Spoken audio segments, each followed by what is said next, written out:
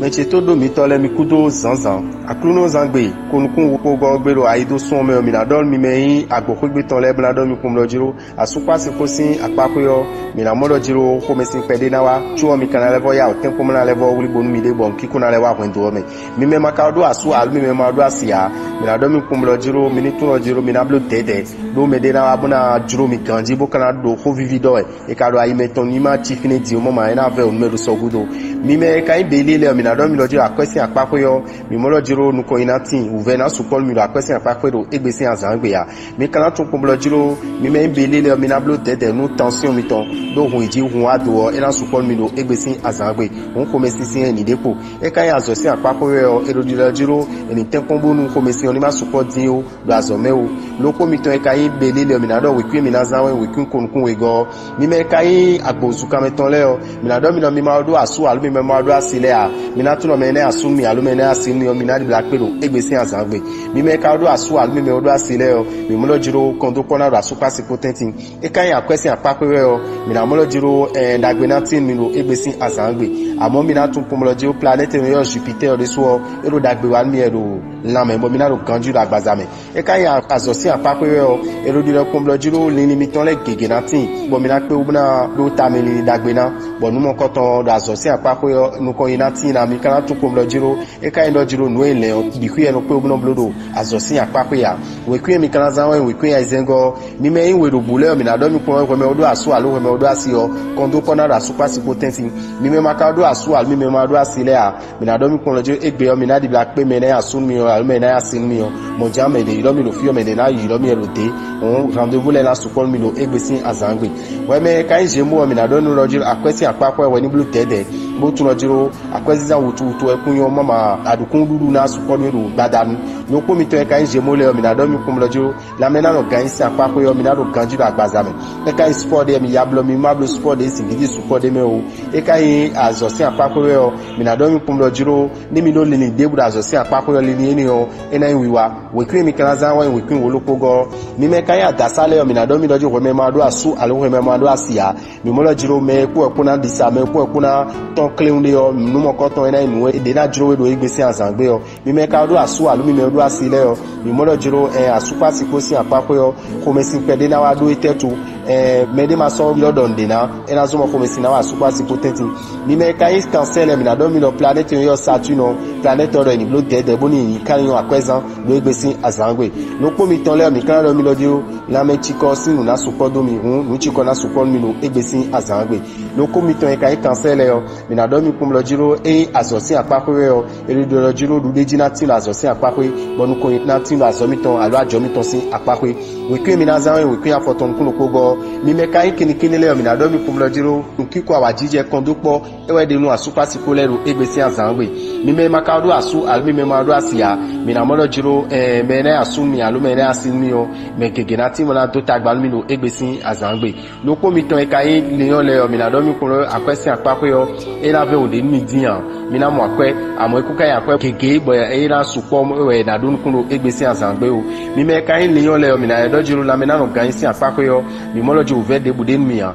e kai azosi apapo yo e lo di lo jiro pepepe na do lini dagbe lini enu e makayo level blue a e na level yi fecha bo na level ajeme won yi meton ni do telo azosi apapo ya lo ajo meton sin apapo we kwi na zanwe we kwi ten we go mi me kai yun da lo jile mi na do mi kun blo jiro asupa siko si apapo yo mi mo lo jiro ko me sin pedede ko me sin ni o e kana di bla yin fifo to lo egbe bon piko na wa point do me mi me makado asu alu mi me ma do asile a mi na mo lo jiro me na asu mi alu me na asin mi o nu mo ko ton mi na di bla yin pipeto e kai akwesi apapo yo o de ko blo jiro dagbe na tin me akweli na hun me lo egbesi azangbe e kai na me na no gan si apapo yo mi na mo lo jiro ta fe me na support mi no e kana zombo ta fe me na support we na lo jiro mi kuna ba me na gboje o hun ni mi ten pombo nu mi gboje pede lo egbesi azangbe yo mi na mo lo jiro ta fe me ho e na wai e kai azosi apapo yo mi na do ko mo lo jiro mi ni ten pombo blue tede mo ma ko me si na wa mi je polo azogbe mi ton lepo tentin we kwi mi kana zanwe we kwi afoton kun lo ko go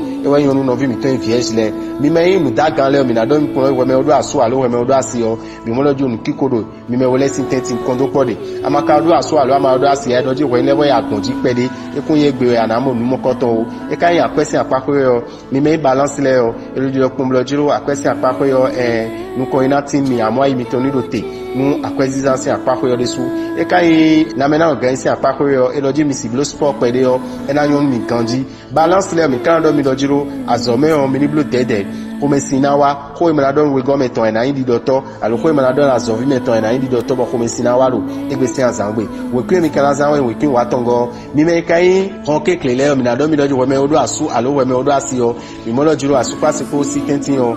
komesin pede na wa amoni esi do suru o nu mo koton ekuna jijon wendo me o we me ma do asu alo we me ma do asia mi na mo lo igbe yo me na asu na alo me na asinu yo nu mo koton e mado kun le diro egbe o loko mi ton le mi Canada mi kumlo jiro e kai akwese apapere o akwe uvede na de mi diro egbe ado wevo de so na no budo mi ton akwe mo koton mi na pe ubna mi moto alo ajo mo koton le mi nu mi gasa mi na mo akwe wa ipegbe loko mi ton kai scorpion le o mi na do mi kumlo jiro nu de no de la men yo do massage ni ole o mi si bulo do egbe si azagbe o mi na do ganjiro agbazame cho e kai aso si apapere o e do lo jiro nu mi na blo de mi na gombo nu ko ina tinu azomi ton nu mo koton ina nu ina ni ko mi ton do egbe o we kwe mi kana za we kun kun lo pogo mi me kai gada to le o mi na do mi kun lo jiro we me gada to ado asu alo ado asio mi mo lo jiro ve pede na tinu mi tentin ko me si pede na wa asu pa si potentin amo mi kana tu ko lo jiro nu mo koton e kuna ve o de din odo mi na ya o se mi de singbe me ka o ko me si eda ile o e ma yo blo a me de vo sin nu na je iton jijeji we me ka ma odo asu alo we me ma odo asia mi na do nu kum lo jiro egbe yo me na asu na alo me na asinu yo ana di na mi moto Sagittaire ko le mi kana do yin lo jiro akwesi apapo yo eni blo dede mama uve pede na tin yero akwesi apapo mi me ka Sagittaire o na do nu kum lo jiro mi ni blo dede pede do na mena lo gan isi apako yo mi ni blo dede mama uve pede na tin mi e kai azosi apako yo mi mo lo jiro ni mi ton le o bi kwina wiwa de mi na blogbon mo na pe ubna so fu azo me de ton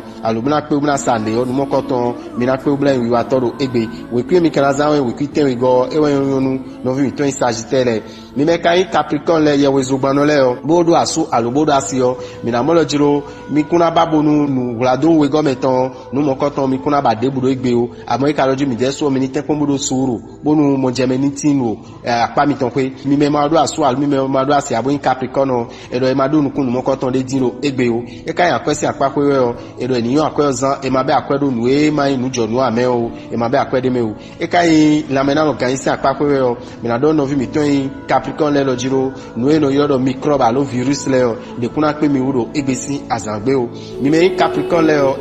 asosi apapo o mi na do nkum lo jiro e lo mi lo chidide o mi de u chidide do me de wo e lo so ma so meton e lo do nu kon yi we kwe mi kana zan we we kwe afoton kun we go we me yin si konton mi na do nu we kum lo jiro mi me mon konton le o planète Uranus sur planète mon konton e do dagbe wa nu asu pasiko le bo kondo no ponatin lo wendo me amaka do asu alo ama do asia mi na do nu kum lo jiro ani tun lo jiro nu mon konton akana mi monto jo we me ka do asu alo we me do asio ana mo lo jiro wi wan de bu kuna jijon wendo to meno egbesin asangbe o mi me makado asule a mi na do mi kum lo jiro edo mi ni hunkun alo mi ni hun to mi ton me na asumi alo me na asimi o e ko ro fili ni mi o e kan yan kwesi apako yo edo di lo jiro e level tito me odo ile to meton le gandi bo ma do venu mede o nu akwesi apako yo e na so akwe meton e na level jeji e kan la me na organize apako yo mi mo lo jiro kiko awajije me mi na de ro egbesi azangbero kwegbe mi me kan verso le mi na do verso le kum lo jiro azosi apako yo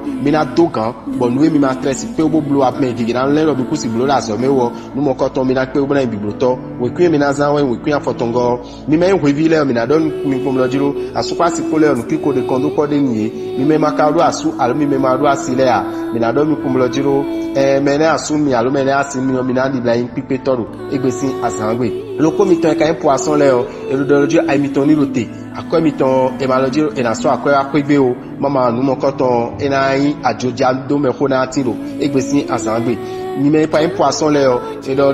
jiro la me na organize apako yo ka cho we bona hundiyan mi la mo lo jiro ni chiko na support mi pede cho mi kan tu ko mo lo jiro azosin apako ya la jo mi ton sin apako yo le mi ton enayin wiwa we kwe mi kan zan we kwe we go da me aussi bi mi sisi to egbesin azan ni fifa nu lokolo mi ton le